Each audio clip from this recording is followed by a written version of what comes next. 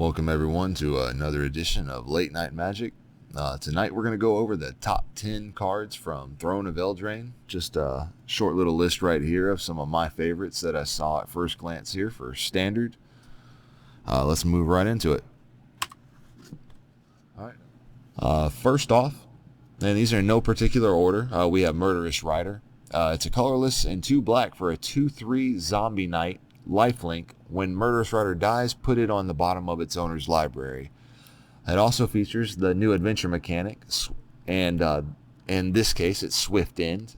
Colorless 2 black, destroy target creature or planeswalker, you gain 2 life. And how the new adventure mechanic works is, instead of playing Murderous Rider the creature, you can instead play Swift End, use the ability of the card, and instead of putting it into your graveyard, put it into exile, and then at a later portion of the game, doesn't really matter when, as long as it's a viable portion of the game to play the card, you can play Murderous Rider. And Swift End is just kind of a little bit of a worse hero's downfall, in my opinion, which is just fine because that card is absolutely broken, and I think that's exactly what we need in this format right now, which is full of planeswalkers. And a little bit later, you could play Murderous Rider and get a 2/3 lifelink out of the deal. So this is easily one of my top 10 on the list.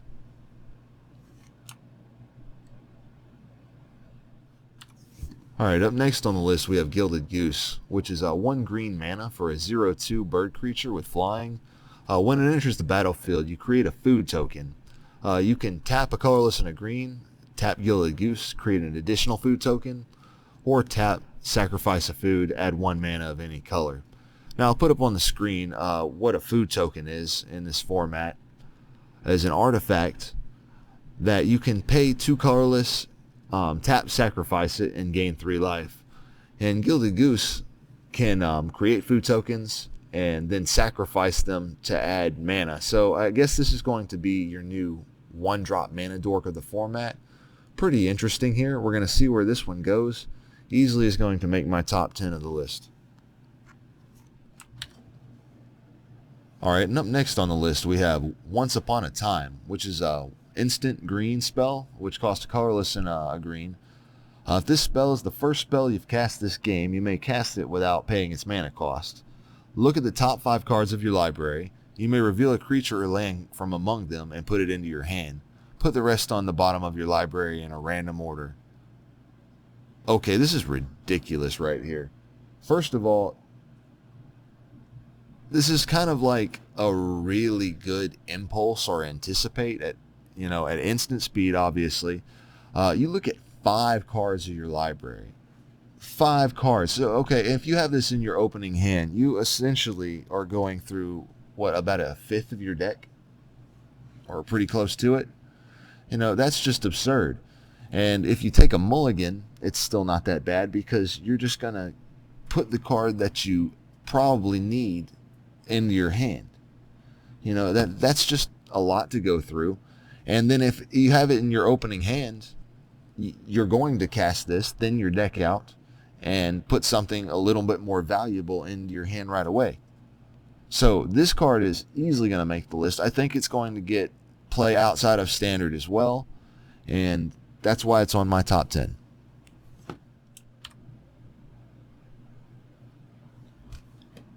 Alright, next on the list we have Brazen Borrower, Petty Theft. For a colorless and 2 blue, you get a 3/1 Fairy Rogue, which has flash, obviously flying, and can only block other creatures with flying, which is a little bit of a downfall.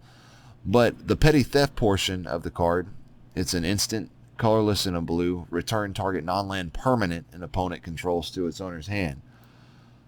Sounds pretty good to me.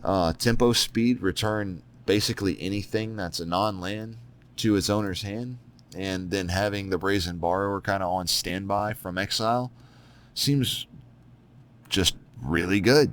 I can't say too much more about that. We're going to move on to the next card. Alright, up next on the list we have Wildborn Preserver. It's a colorless and a green, 2/2. It has flash and reach.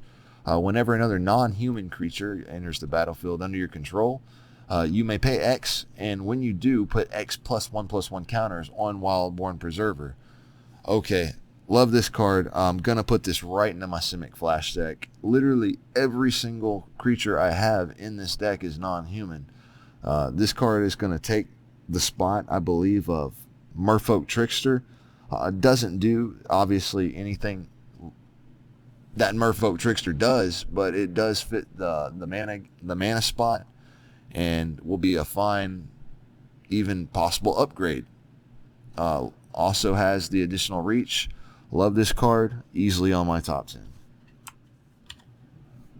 Alright, and up next, the only Planeswalker that's going to be on the list, Oko, Thief of Crowns. For a colorless, a green and a blue,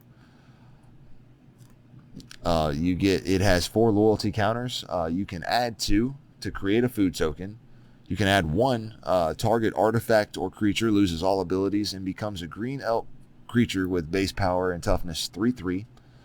Or its ultimate ability, -5, exchange control of target artifact or creature you control and target creature an opponent controls with power 3 or less. Okay, first of all, everything on this is a great rate. 3 mana already comes into a play with 4 loyalty counters. It's going to be hard to deal with, and it seems like something that you're going to have to deal with because this works good both offensively and defensively. You can create food tokens, and I believe that most decks that run this will probably run Gilded Goose, as I'll once again flash up on the screen. And just works really well with this card.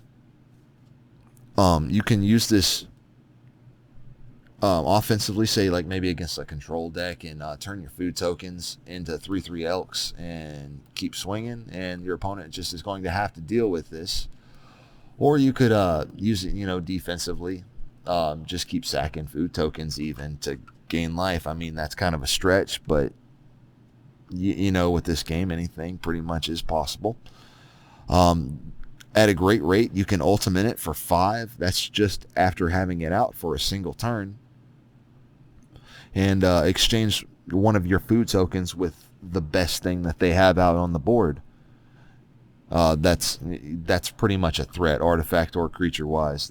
That's 3 or less, and more than likely that is what it's going to be, being that you can do this on, say, turn 4.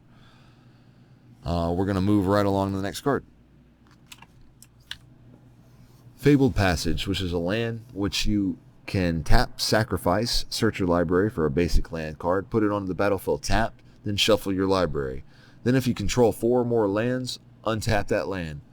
So essentially this is an upgraded Evolving Wilds. But that last sentence, then if you control 4 or more lands, untap that land. Okay, I know a lot of y'all might be sleeping on this card. That last sentence makes this card very powerful. It's going to go in all of your multicolored decks. It's going to go in a lot of your monocolored decks just to thin out your deck, I believe. A lot of potential with this card. We're going to see where it goes. It makes my top 10. Alright, next up on the list we have Questing Beast. 2 colorless, 2 green for a 4/4. Does everything in the game. No, actually, it's a legendary creature, Beast.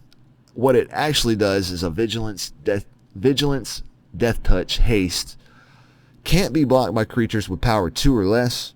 Combat damage that would be dealt by creatures you control can't be prevented. And whenever Questing Beast deals combat damage to an opponent, it deals that much damage to target planeswalker that player controls. Legend has it somewhere that this card is still growing abilities. What can I say? The rate on this card is absurd. It's going to come out on turn 3, I guess, a lot of the time, since cards like Gilded Goose are in the format. Or maybe even, in Modern, where Land of War Elves and other more, the other better mana dorks exist in formats this could get play in. We're going to be talking about Standard, though. It can't be blocked by creatures with power 2 or less. Okay, so this card can't be chump blocked either. Fine. Okay.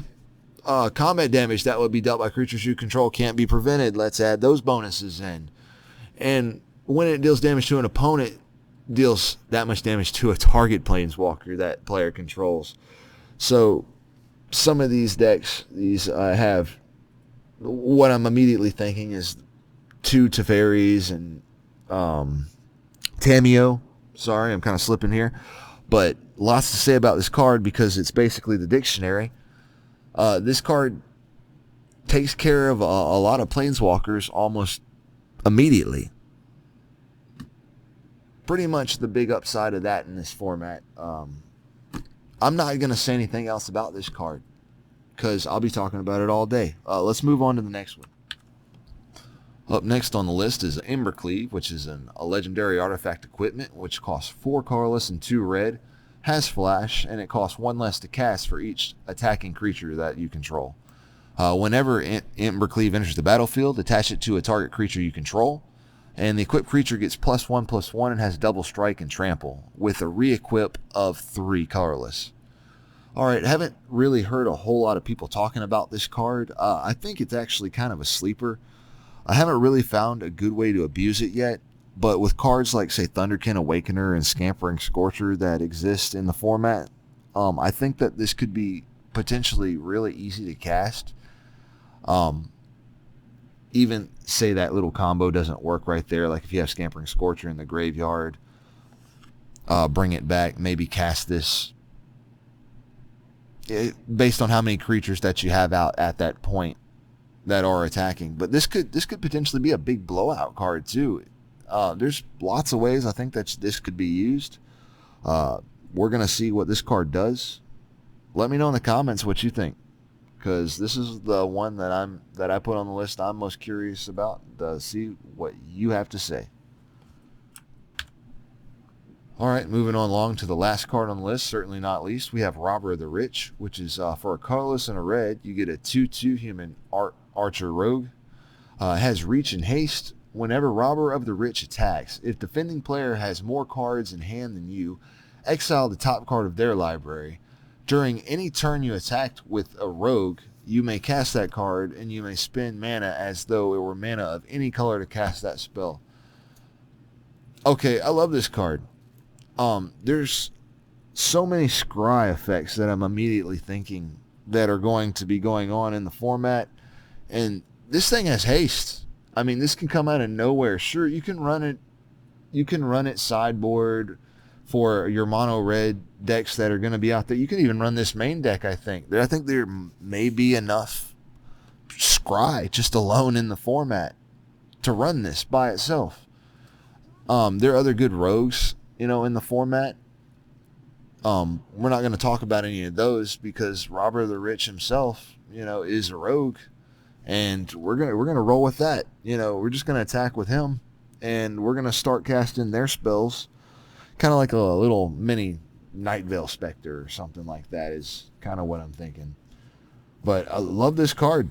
I think it's going to get a lot more play than even anticipated. This is the last card I have on the list. Alright, thanks everybody for watching this video.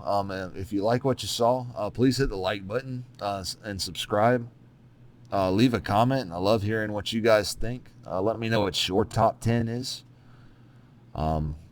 Thanks for sticking around. This has been another edition of Late Night Magic.